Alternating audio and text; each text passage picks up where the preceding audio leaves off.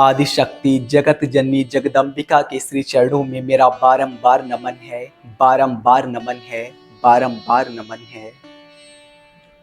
आदरणीय दर्शकों, आपने ध्यान दिया होगा जहां पहले दिवस से ही 15-20 मिनट तक की वीडियो जा रही थी, अब 2 दिन से 7-8 मिनट में कॉन्सेप्ट क्लियर कर दिया जाता है। कारण स्वास्थ्य थोड़ा ठीक नहीं है। आपकी जानकारी के लिए बता दें, यह पहले से रिकॉर्ड नहीं की गई थी वीडियो और ना ही कोई मेरा प्लान था। हर बार की तरह सोचा था जैसे कोई 1-2 स्पेशल वीडियो डालते हैं फेस्टिवल की, वैसे ही नवरात्रि की भी डाल देंगे। लेकिन नवरात्रि प्रथम दिवस के एक दिन पहले रात में मेरे विचार आया महामाई की कृपा से, क्यों ना इस बार 9 दिन तक एक नवग्रह समर्पित किया जाए माँ भगवती के चरणों में। क्यों ना हर एक रोज नई वीडियो की आहुति समर्पित की जाए इस नवरात्रि के दिव्य यज्ञ में। इसीलिए हर रोज एक नई वीडियो बनाते हैं। यह पहले से रिकॉर्ड नहीं की जाती, हर रोज नई रिकॉर्डिंग करते हैं माँ भगवती के सानिध्य में और बेसिकली नॉर्मली एडिटिंग करके अपलोड कर दी जाती है।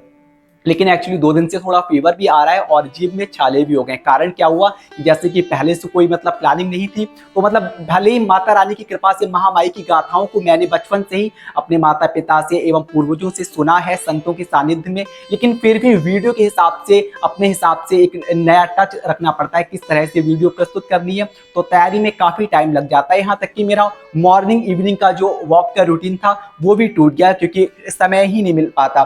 तो माइंड बूस्टिंग के लिए क्या था, मेडिटेशन तो करता हूँ, लेकिन जब हल्की सी उबासी आने लगती थी तो मैं चाय कॉफी ज्यादा लेने लगा था इस स्क्रिप्ट के दौरान। तो इसी वजह से क्या हुआ, गर्मी की वजह से मुंह में छाले निकल आए। आपको शायद बोलने में भी फर्क लग रहा हो, कहीं पे जबान सी लड़खड़ा रही हो, तो वह इसी वजह से कि वो जीभ में छाले, तो सही से क्लियर वर्ड्स नहीं निकल पा रहे हैं।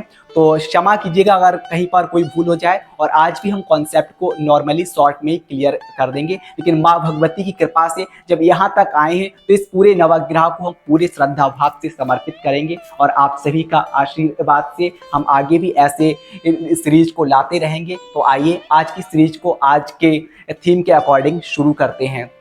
पहले तो जान लेते हैं आज अष्टम दिवस में माँ भगवती के महागौरी स्वरूप का हम वंदन करते हैं, अर्चन करते हैं। माँ भगवती का यह महागौरी स्वरूप जो कि पवित्रता का रूप है। पवित्रता सिर्फ बाहरी शरीर सौंदर्य की नहीं, बल्कि भीतरी हमारे हृदय की, हमारे मनो की पवित्रता, हमारे हृदय की पवित्रता, हमारे विचारों की पवित्रता। महामाई यह नहीं देखती कि हमने बाहरी तौर पर माँ भगवती का सिंहासन कितना सुंदर एवं भव्य सजाया है, बल्कि वह यह देखती हैं कि हमने अपना हृदयासन किन भावों से सजाया है, सुंदर भावों से सजाया या नहीं। तभी माँ भगवती हमारे हृदयासन पर सुशोभित होती हैं और हमारे जीवन को सार्थक करती हैं, हमारे जीवन को धन्य बनाती हैं। तो आदरणीय मात्र अनुरागियों, शक्ति उपासकों, हमने बाहर से नवरात्रि में कितनी साजो सज्जा की ये उतना मायने नहीं रखता। हालांकि भावों के अनुसार बाहर से भी हम करते हैं, लेकिन उससे पूर्व हमारे भीतर के हृदय आसन सुंदर हो, उसके लिए हमें सुंदर विचार रखने होंगे, माँ भगवती का ध्यान साधना सुमिरन करना होगा,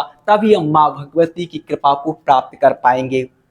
और आज की थीम के अकॉर्डिंग गायत्री महिमा, गायत्री मंत्र जो लगभग हम सभी को याद है, बच्चों को भी कंठस्थ है और हम हर रोज अपने पूजा के रूटीन में भी रखते हैं। क्या है मंत्र, आप हमारे साथ में बोलेंगे।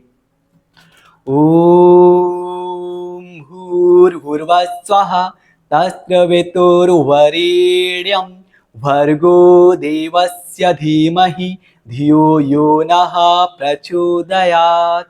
क्या है इसका अर्थ कि मैं उस तेज स्वरूप परमानंद, उस ब्रह्मानंद, उस परम ईश्वर के तेज का ध्यान करता हूं, उसे धारण करता हूं, जो सभी दुखों का नाश करने वाला है, सुख प्रदान करने वाला है। उस तेज स्वरूप ईश्वर का ध्यान करता हूं कि वह हमारी बुद्धि को सुबुद्धि में परिणित करे, हमें अज्ञानता से ज्ञान की ओर ले चले। इसका मेन जो अर्थ है वह एक लाइन में यही निकल के आता है कि मैं उस परम ईश्वर, उस ज्योति स्वरूप ईश्वर का ध्यान करता हूं। यानी कि माँ भगवती का जो वास्तविक रूप है वह ज्योति ही है, हम पहले दिन से श्रवण करते आ रहे हैं। लेकिन सिर्फ और सिर्फ इस गायत्री मंत्र को इतना बोल देना ही पर्याप्त नहीं है, बल्कि जैसा कि इसका अर्थ है कि मैं ईश्वर के उस तेज स्वरूप का ध्यान करता हूं, तो हमें उस तेज स्वरूप का ध्यान करना होगा, ध्यान की गहराइयों में उतरना होगा, माँ भगवती के उस तेज स्वरूप को अंतःकरण में प्रकट करना होगा।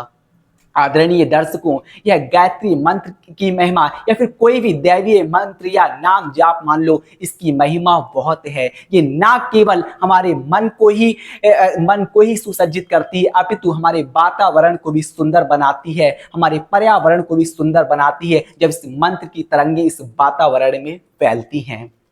आइए एक उदाहरण लेते हैं। मैसरू इमोटो, जिन्होंने पानी पर एक एक्सपेरिमेंट किया। वह क्या करते हैं, दो बॉटल लेते हैं कांच की, दोनों बॉटल में एक ही जैसा प्योर वाटर भरते हैं, शुद्ध जल फिल करते हैं और एक बॉटल पर पर्ची लगाते हैं लव, एक पर हैट यानी कि प्रेम और नफरत। दोनों बॉटल को अलग अलग स्थान पर रख देते हैं। अब इमोटो क्या करते हैं, जिस पर प्रेम लिखा होता था, लव लिखा होता था बॉटल पर, उसके सामने प्रेममयी भाव रखते, सुंदर सुंदर विचार रखते, और वहीं जो हैट वाली बॉटल थी, हैट जिस पर लिखा था, उस बॉटल के सामने नेगेटिविटी रखते, यानी कि हिंसात्मक विचार रखते, हैट थॉट्स रखते थे। तो जो रिजल्ट निकल के आया कुछ दिनों के बाद, क्षमा कीजिएगा बोलने में प्रॉब्लम है इसीलिए मैं जल्दी भी कर रहा हूं थोड़ा।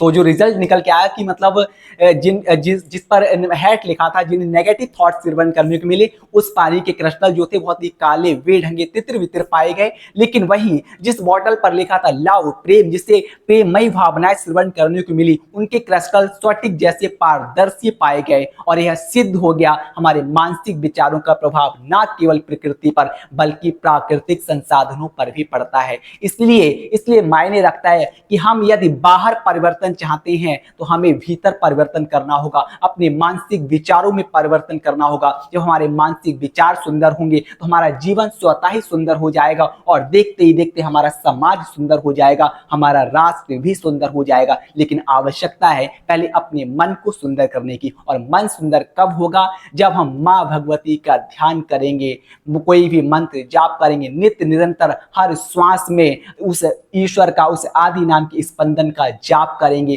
तभी हमारे मानसिक विचारों में परिवर्तन आएगा।